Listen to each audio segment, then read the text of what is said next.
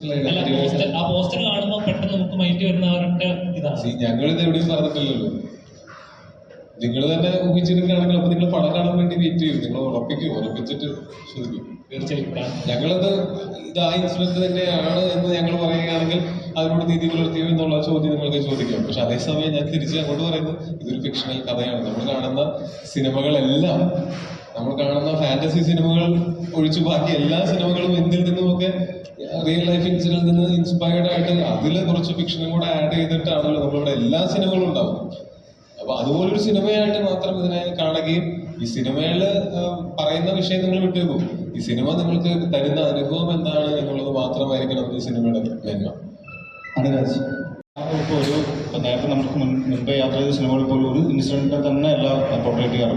പല ആ എഴുത്തുകാരൻ്റെ, ആ സംവിധായകൻ്റെ, അയാളുടെ കാഴ്ച നേരത്തെ പറഞ്ഞതുപോലെ അയാൾക്കുള്ളിലുള്ള രാഷ്ട്രീയ ബോധ്യങ്ങളും സാമൂഹിക ബോധ്യങ്ങളും ചിലപ്പോൾ അടയാളപ്പെടുത്താറുണ്ട്.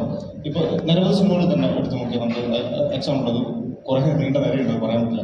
ഇപ്പം നിങ്ങൾ ഈ പെർട്ടിക്കുലർ ഇൻസിഡൻറ്റ് പറഞ്ഞു, അത് നമ്മൾ ശരിക്കും പറഞ്ഞാൽ അത് അടയാളപ്പെടുത്തൽ തന്നെയാണ്. അത് ഏത് തരത്തിലാണെന്ന് വെച്ചാൽ പോലീസ് ഹൈറാർക്കിയിൽ നമ്മൾ കാണുന്ന അത് മാത്രമായിരിക്കണമെന്നില്ല, മറ്റു ചില വിഷ്വൽ കൂടി ചിലപ്പോൾ ഉൾപ്പെടുത്തേണ്ടി വരും. അതുപോലെ തന്നെ മറ്റ് റീഡിങ്ങുകൾ കൂടി സിനിമയിലുണ്ട് എന്നാണ് പറയുന്നത്. ഞാൻ പറഞ്ഞത് തുടക്കത്തിൽ അതാണ് പറഞ്ഞത്, ഈ സിനിമ നിങ്ങൾക്ക് പൂർണ്ണമായും എൻജോയ് ചെയ്യാൻ പറ്റുന്ന സംഘർഷങ്ങളുള്ള, കോൺഫ്ലിക്റ്റുകളുള്ള, ഇമോഷണൽ കണക്ഷനുള്ള കൃത്യമായി നമ്മൾ അടയാളപ്പെടുത്തിയിട്ടുള്ള സിനിമയാണ്. ആ കോൺഫിഡൻസിലാണ് നമ്മളിവിടെ വന്നിരിക്കുന്നത്, നിങ്ങളെ പ്രസ് മീറ്റിൽ നിന്നൊക്കെ വന്നിരിക്കുന്നത്. പിന്നെ എന്നെ സംബന്ധിച്ചിട്ട് ആസ് എ ഫിലിം മേക്കർ, ഞാൻ ഇഷ്ക് എന്നുള്ള സിനിമ കഴിഞ്ഞിട്ട് ഞാൻ 6 വർഷത്തിന് ശേഷം ചെയ്ത സിനിമയാണ്. ടോബി എൻ്റെ സുഹൃത്താണ്. എന്നെ സംബന്ധിച്ച് ടോബി പോസ്റ്റ് പ്രൊഡക്ഷൻ സ്റ്റേജ് കഴിഞ്ഞ് പ്രിവ്യൂ കഴിഞ്ഞിട്ട് നമ്മൾ വന്നിരിക്കുന്നത്.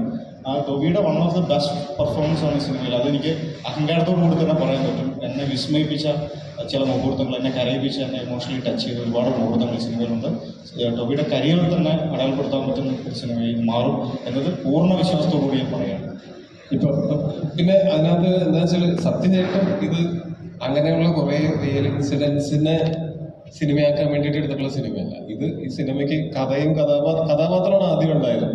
പിന്നെയാണ് അതിന്റെ കഥ രൂപപ്പെട്ട് വരുന്ന സമയത്ത് ഇങ്ങനെയുള്ള പല റിയൽ ലൈഫ് ഇൻസിഡൻസിൽ നിന്നും ഇൻസ്പിറേഷൻസ് ഉൾക്കൊണ്ട് നമ്മൾ അത് ഈ കഥയിൽ ഉൾപ്പെടുത്തിയിട്ടുണ്ട് എന്നുള്ളതല്ലാതെ ഇത് പറയുക എന്നുള്ള ഒരു ഉദ്ദേശത്തോടു കൂടിയിട്ട് എടുത്ത അങ്ങനത്തെ ഒരു സിനിമയല്ല.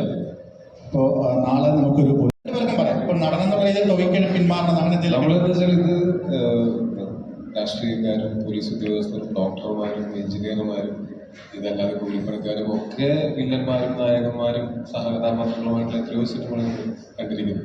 അപ്പൊ അതിനെ നമ്മള് ഇത് ഇന്ന ആളാണ് എന്ന് പറഞ്ഞ് നമ്മൾ പോയിന്റ് ഔട്ട് ചെയ്യുമ്പോഴാണ് അതിനകത്തൊരു ന്യായമില്ലായ്മ അല്ലെങ്കിൽ നീതിയില്ലായ്മ സംഭവിക്കുന്നത്. പക്ഷെ നമ്മളിത് പറയുന്നത് ഏതോ ഒരു ഫിക്ഷണൽ ഒരു പോലീസുകാരൻ, അതിപ്പോ പോലീസുകാരിലാണെങ്കിലും സിനിമയിലുള്ളവരിലാണെങ്കിലും അതല്ലെങ്കിൽ നാട്ടിലുള്ള മറ്റു ജോലികൾ ചെയ്യുന്ന ആൾക്കാരിലാണെങ്കിലും ഇതിലൊക്കെ നല്ലതും ചീത്തയുമായിട്ടുള്ള ആൾക്കാരുണ്ടാകാം. അത് ഏതെങ്കിലും ഒരു ജോലി ചെയ്യുന്ന എല്ലാവരും നല്ലവർ, ഏതെങ്കിലും ഒരു ജോലി ചെയ്യുന്ന എല്ലാവരും മോശപ്പെട്ടവരെന്ന് നമുക്ക് പറയാൻ പറ്റുമോ? ജോലിയല്ല ഇതിന്റെ അടിസ്ഥാനം.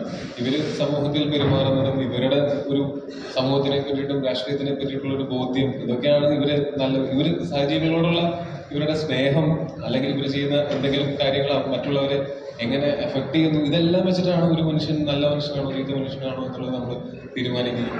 അതുപോലും ആപേക്ഷികമായിരിക്കും. ഇപ്പോൾ എനിക്ക് നല്ല ആളെന്ന് തോന്നുന്ന ഒരാൾ ചിലപ്പോൾ സുമേഷിന് ഒരു മോശം ആളായിട്ട് തോന്നുമായിരിക്കാം. കാര്യം ഇയാൾ എന്നോട് പെരുമാറുന്നത് വ്യത്യസ്തമായിട്ടായിരിക്കും അയാൾ സുമേഷിനോട് പെരുമാറുന്നത്.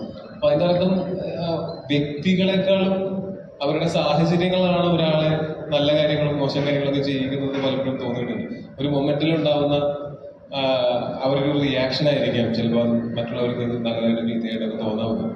അത് കാരണം കൊണ്ട് അങ്ങനെ ഏതെങ്കിലും ഒരു പെർട്ടിക്കുലർ സെറ്റ് ഓഫ് ആൾക്കാര്, ഏതെങ്കിലും ജോലി ചെയ്യുന്ന ഒരാൾക്കാരെ പുകഴ്ത്തുക ഇകഴ്ത്തുക എന്നുള്ളൊരു ഉദ്ദേശം ഈ സിനിമയ്ക്ക് തീർച്ചയായിട്ടില്ല. അതുകൊണ്ട് തന്നെ ഞങ്ങൾക്ക് ഈ സിനിമ ചെയ്യുന്ന സമയത്ത് അങ്ങനെ ഒരു ടെൻഷൻ ഉണ്ടാവേണ്ട കാര്യം ഉണ്ടായിരുന്നില്ല.